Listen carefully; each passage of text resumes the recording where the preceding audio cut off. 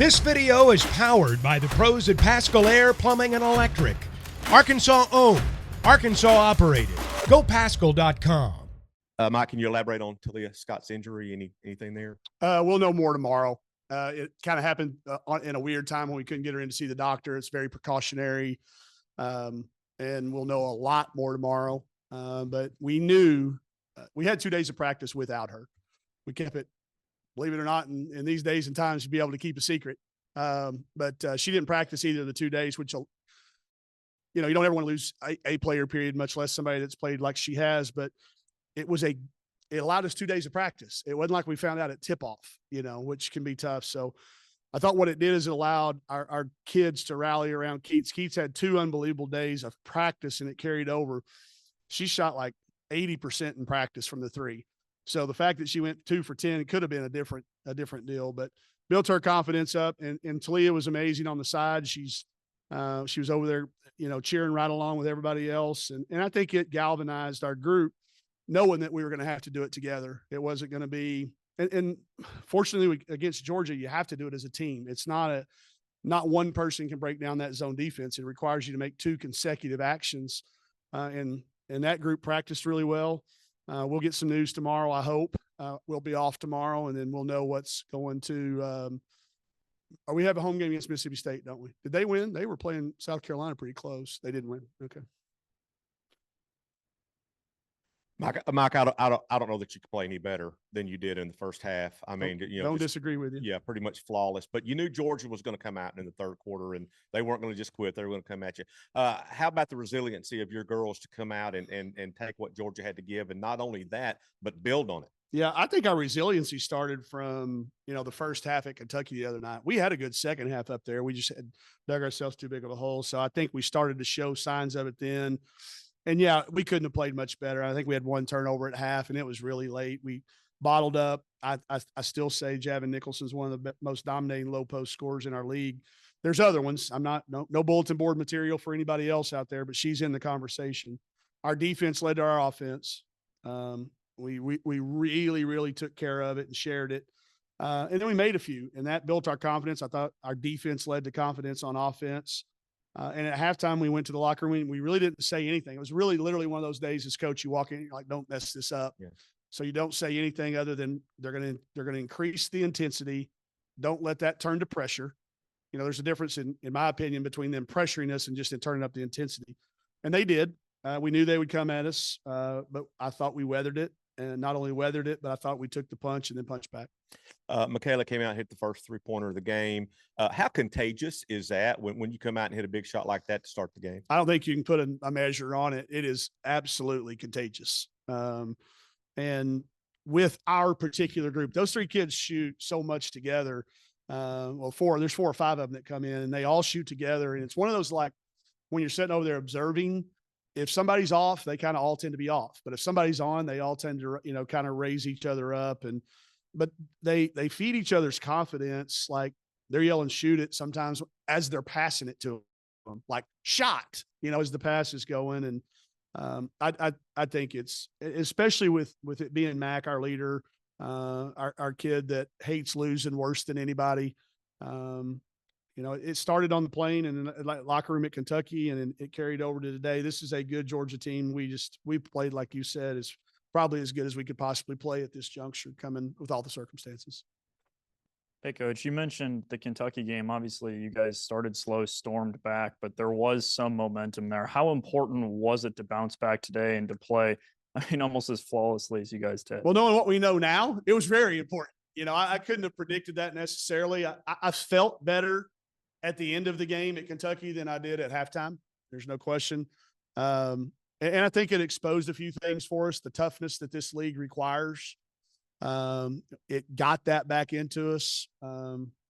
So I think it did start up there. I don't think we play as well as we did today if we hadn't have fought back up there at Kentucky and had a little bit of confidence coming into those 2 days of practice. And offensively, obviously, you guys were clicking, but defensively also really impressive. 26%, forcing 20 turnovers. Just how happy were you with the performance on that end as well, being down Tahlia, who, like you've said in the past, is a really good defender? Just elated and proud that, our that there was no questioning. You know, a lot of times when you lose a game, the sky's falling and everybody wants to change everything and you got to do this. There was none of that. It was pointing out the few things that we could have done differently, and we didn't make those mistakes. But our defense has been stellar. You know, I think, again, I said it on radio, but I want to say it again to y'all, like the job that our defensive coaching staff does, I say something every game about them, and they continue to do that. But then also like Lauren and Marin, who are, you know, redshirting, they take on the other team because we're out of school. So our men's practice team is gone.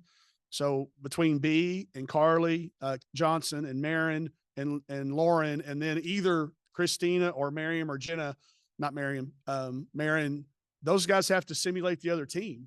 And it's really hard to do in 2 days, but that they take the coaching from our staff and then they take it out on the floor. And I thought they had us so well prepared. Those 2 days of practice, we knew, like I said, we knew Tahlia was going to be out, so we didn't practice very long, but we practiced with a lot of focus and intensity. And I've already got 2 players back there going, "Hey coach, I think we need to start practicing like that more often." So it's going to be hard to argue with them at this point.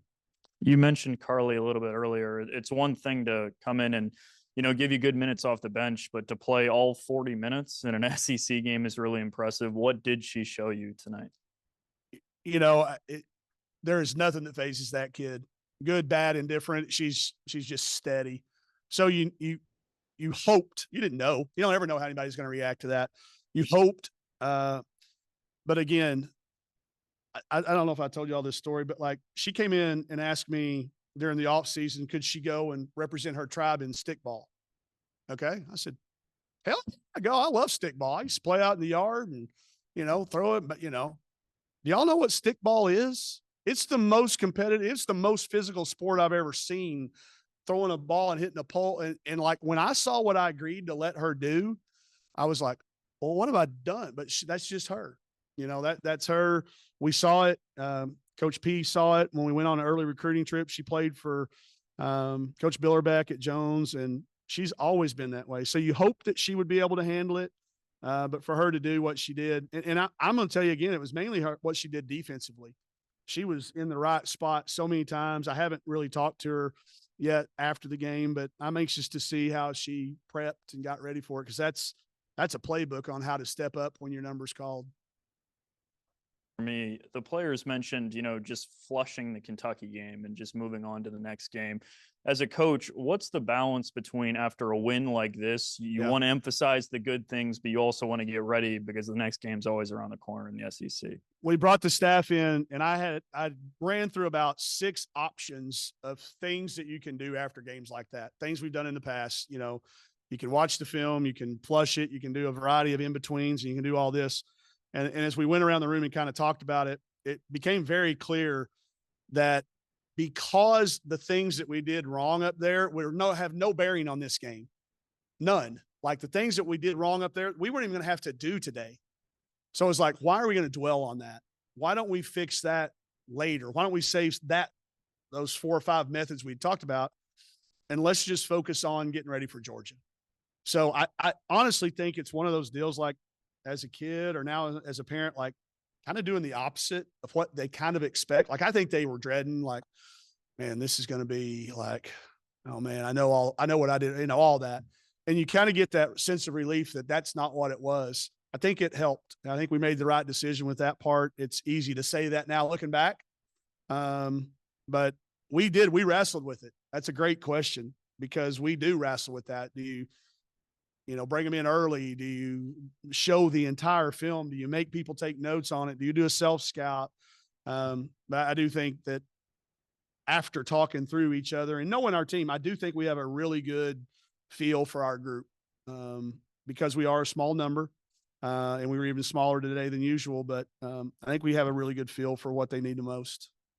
BetOnline is your #1 source for all your betting needs. Get the latest odds, lines, and matchup reports for baseball, boxing, golf, and more. BetOnline continues to be the fastest and easiest way to place your wagers, including live betting and your favorite casino and card games available to play right from your phone. Head to the website or use your mobile device to sign up today and get in on the action. Remember to use our promo code BELIEVE, that's BLEAV, for your 50% welcome bonus on your first deposit. Bet online, where the game starts.